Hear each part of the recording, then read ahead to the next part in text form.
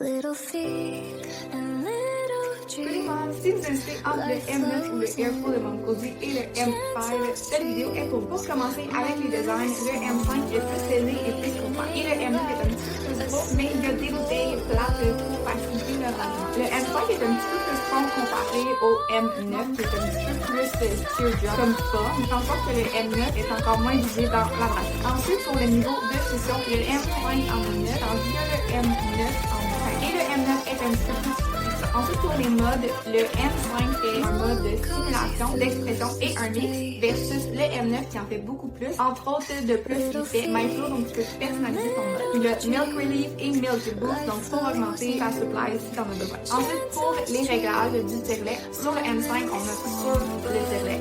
Et sur le M9, on a sur le tirelet, mais aussi la grosse différence, c'est l'application avec le M9. Et c'est aussi à travers l'application qu'on a accès aux autres fonctionnalités. Une autre belle fonction avec le M9 qu'on n'a pas avec le M5, c'est qu'on a, comme je disais, les bouteilles plates. Donc, tu n'as même pas besoin de faire un transfert de lait, tu peux les storer directement dans la bouteille, versus le M5, tu n'as pas le choix de les transférer dans un sac ou dans un autre format. Côté batterie, c'est très similaire. Pour le M5 et le M9, c'est 150 minutes. La recharge du M5 est un petit peu plus rapide, prend 2 heures versus le M9 qui est 2 heures et demie. Donc, la grosse différence, le M9, tu peux contrôler soit directement sur le tirelet ou à travers l'application, ce qui est pratique pour suivre les sessions et la quantité. Mais le M5 est plus simple et plus léger. Une autre différence, le M5 est beaucoup plus simple à assembler et désassembler et beaucoup plus simple à laver aussi. Versus le M9 qui a beaucoup plus de pièces et peut-être un petit peu plus tricky à désassembler et à assembler, mais pour les deux, une fois que tu comprends le principe, c'est super.